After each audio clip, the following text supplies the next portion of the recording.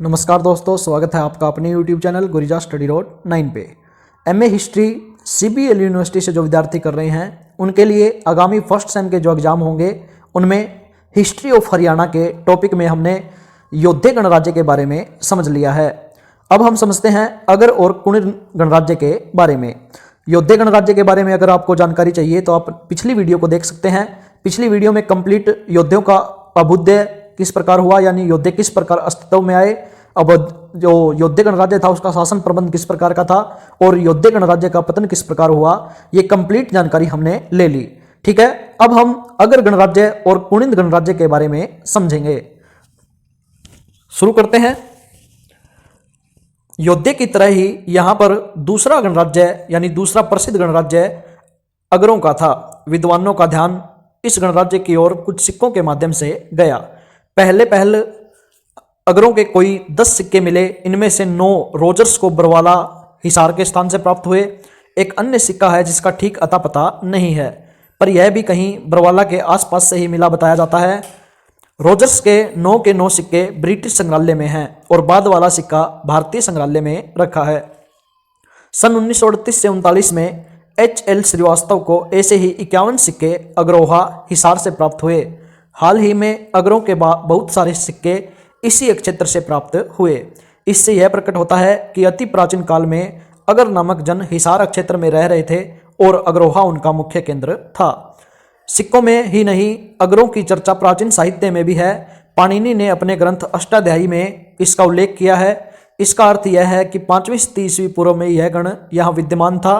बौधायन के स्रोत सूत्र और पतंजलि के महाभाष्य में भी इनकी चर्चा हुई है।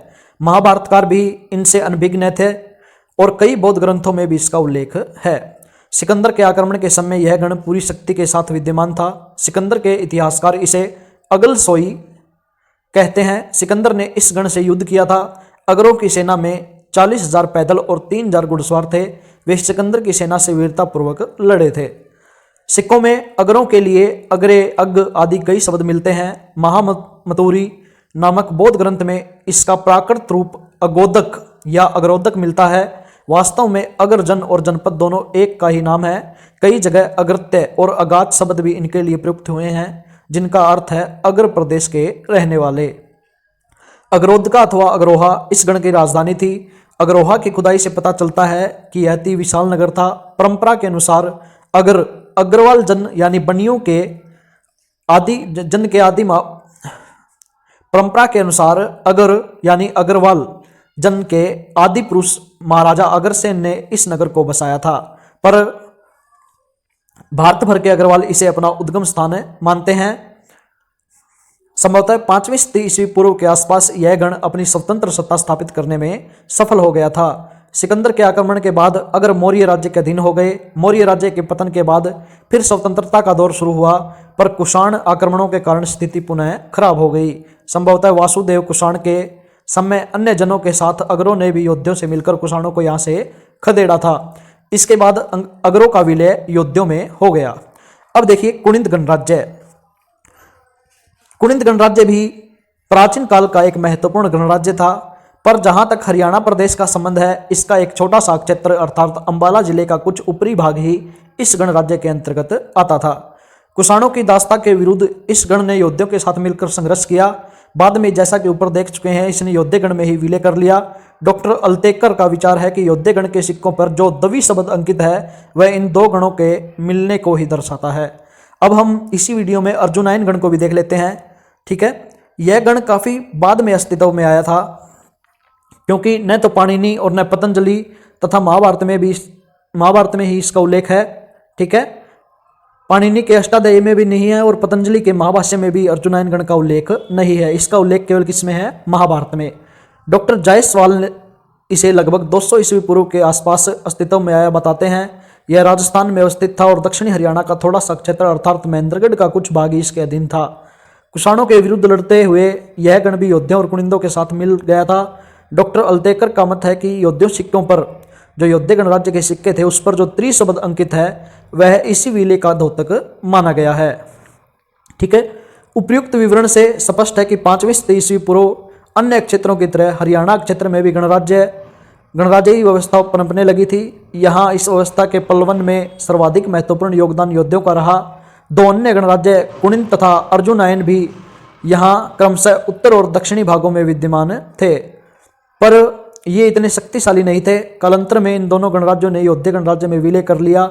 हिसार क्षेत्र में एक गणराज्य था अगर, पर यह भी अंततः यौध्य गणराज्य में मिल गया। लगभग 4वीं शताब्दी तक यहाँ यौध्य गण का खूब बोलबाला रहा। कुषाण आदि शक्तियों ने इस गण ने खूब लंबा संघर्ष किया। यद्यपि कनिष्क के समय से ये उनसे हार गए, पर वासुदेव कुषाण के समय में इन्होंने अन्य गणराज्यों को अपने साथ मिलाकर कुषाणों को यहाँ से खदेड़ दिया। इस प्रकार यौध्यों ने भारतीय स्वतंत्रता की पुनर्स्थापना में योगदान दिया।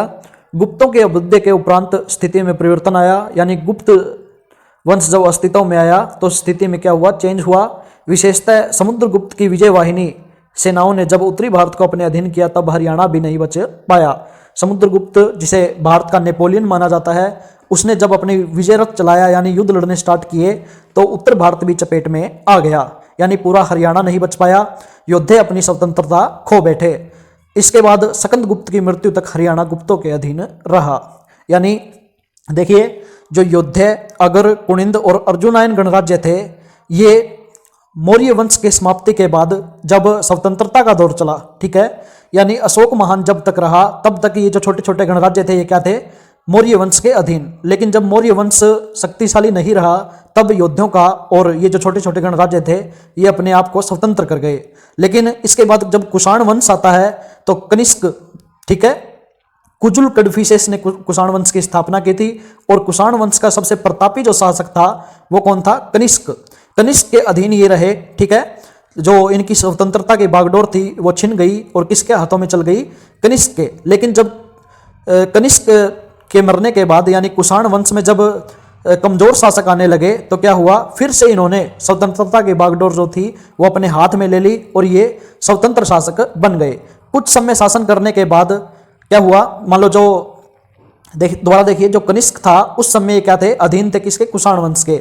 लेकिन बाद में क्या हुआ, इन छोटे छोटे गणराज्यों ने कुषाण वंश के जो अंतिम शासक थे यानी जो कमजोर शासक थे, इस समय अर्जुनायन, कुणिद और अगर और योद्धियों ने मिलकर के, सभी गणराज्यों ने मिलकर के क्या किया, कुषाणों को खदेड़ दिया। और बाद में क्या किया, इन्होंने कई वर्षों तक शासन किया। लेकिन फिर से जब गुप्त वंश आया यानी गुप्त वंश की जब स्थापना हुई तो उसके बाद समुद्रगुप्त आता है, इस वंश का शक्तिशाली शासक, ठीक है। समुद्रगुप्त जिसे भारत का नेपोलियन माना जाता है, वो जब आया तब उसने फिर से इनको क्या कर लिया, अपने अधीन कर लिया। और सकंदगुप्त का जब तक शासन रहा उस समय तक ये क्या रहे, हरियाणा, जो कंप्लीट हरियाणा है वो गुप्तों के अधीन में रहा था, ठीक है। ये जो शॉर्ट में विश्लेषण है ये है कुणिद, अगर, योद्धे और अर्जुनायन गणराज्य के बारे में, ठीक है। जानकारी अच्छी लगी हो तो वीडियो को लाइक करें, शेयर करें तथा चैनल को सब्सक्राइब करें। धन्यवाद।